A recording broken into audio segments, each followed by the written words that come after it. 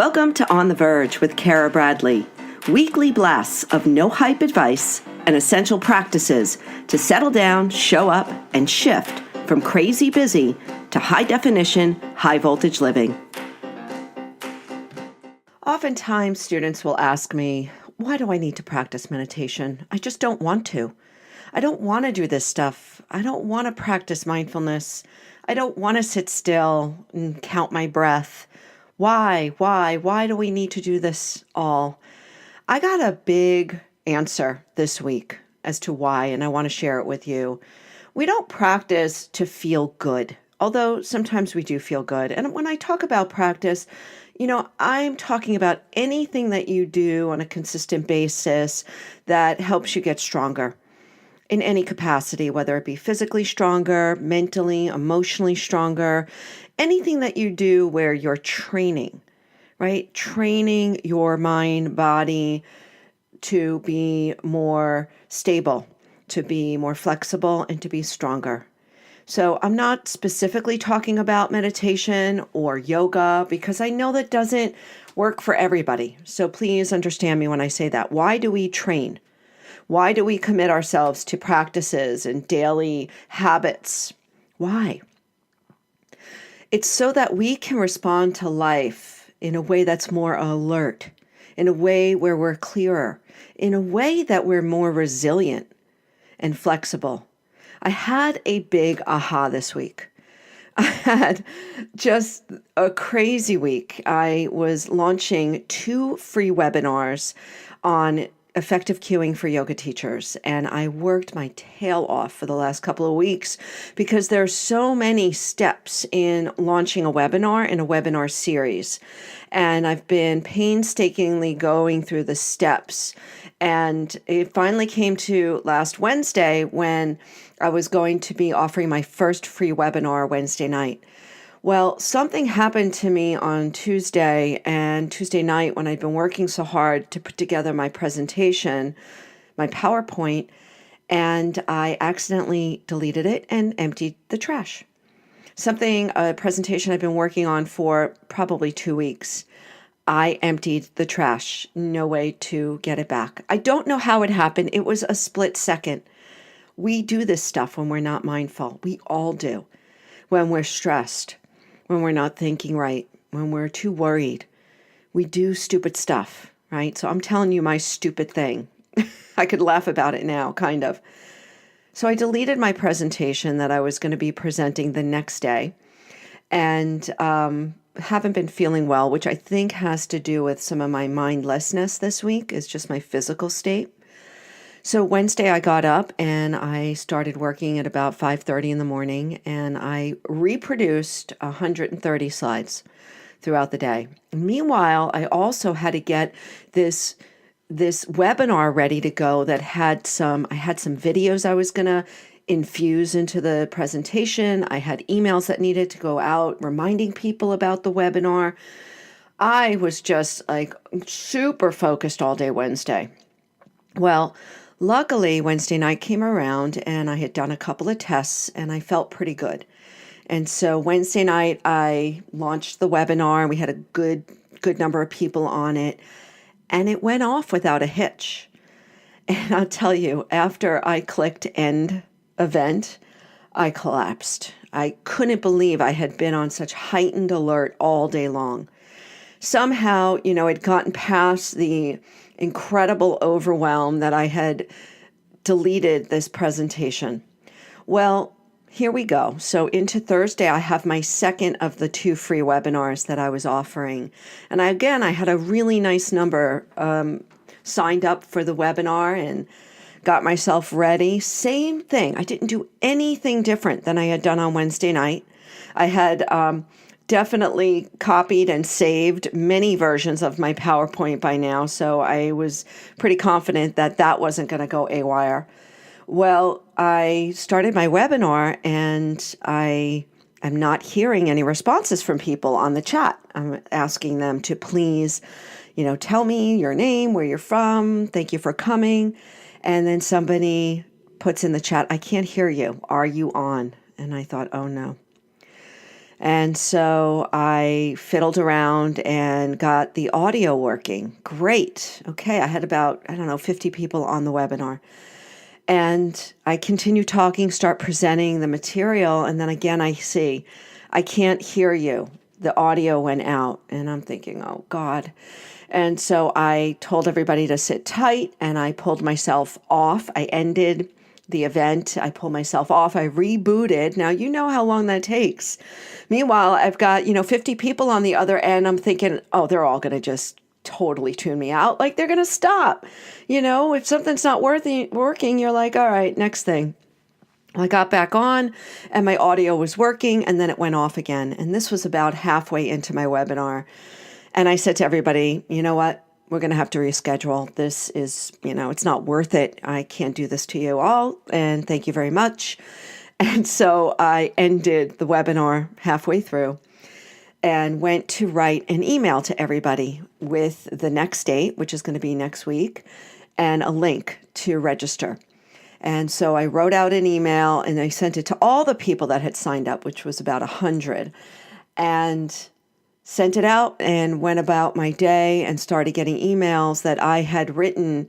Instead of March 7th, which is the date of the webinar, I accidentally hit one of the symbols, the ampersand sign. So it said March ampersand, not the date. Oh my gosh, I thought, are you kidding me? So this is my lesson. This is what I learned this week is, when we're not feeling well, when we're stressed out, when we're overwhelmed, we make mistakes.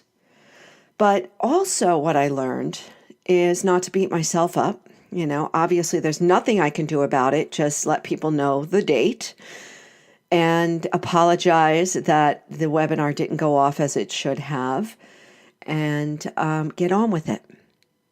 And so what I learned this week is that my practices are working.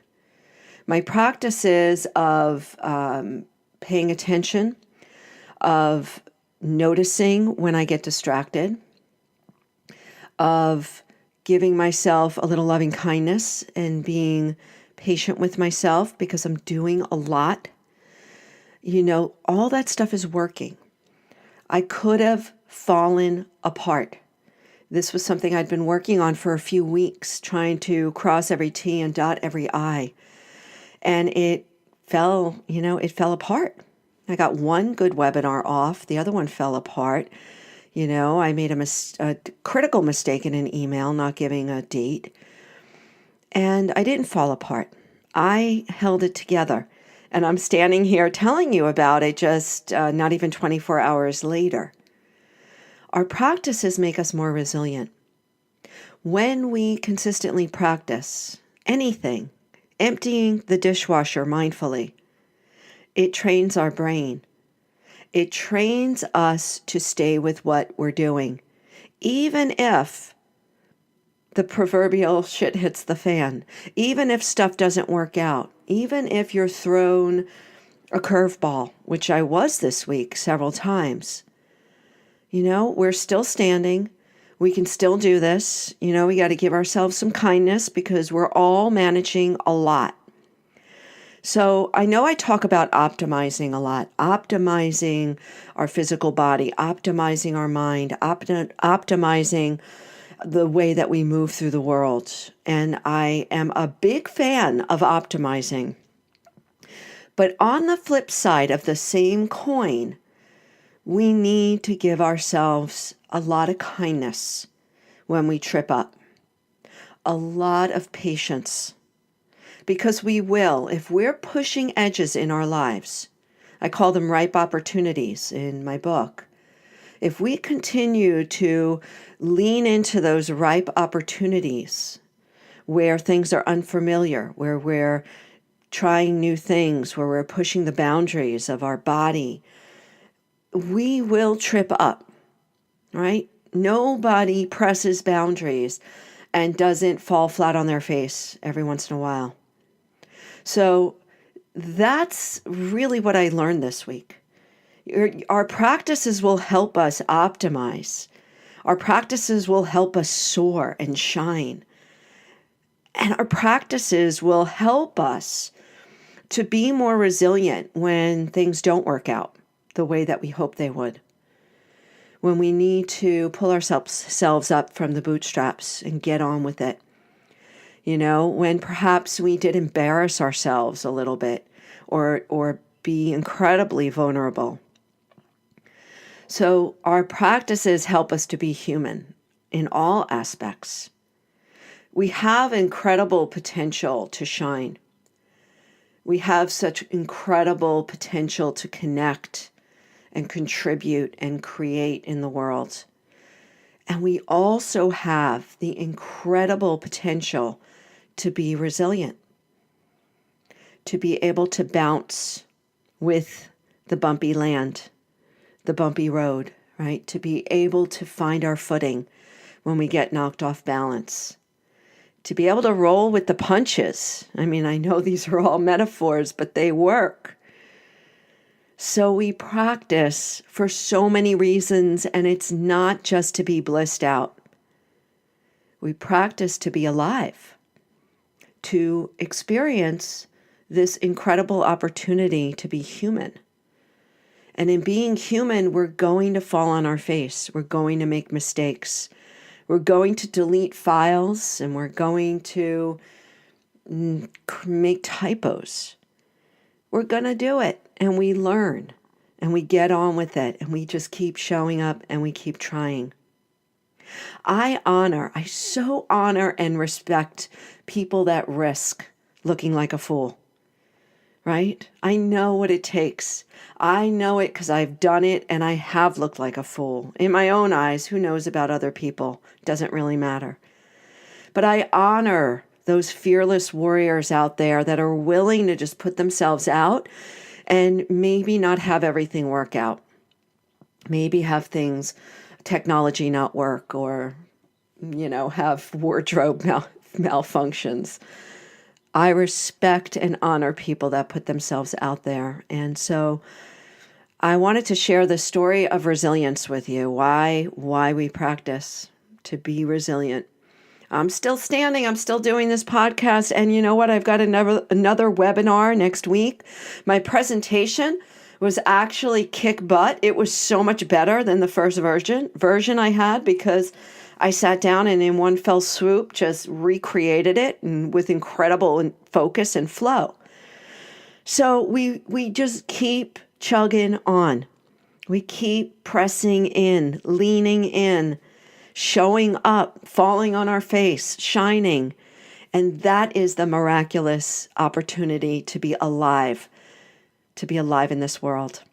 So keep practicing, whatever it is you're practicing, whether it be a walking meditation or mindfulness practice or yoga practice or running practice or your spin class or weight training or whatever you do. Just keep doing it. It will teach you resiliency. Keep leaning in, keep challenging yourself so that you can become more elastic and more flexible in the real world. Thank you for listening. I wish you a fantastic week.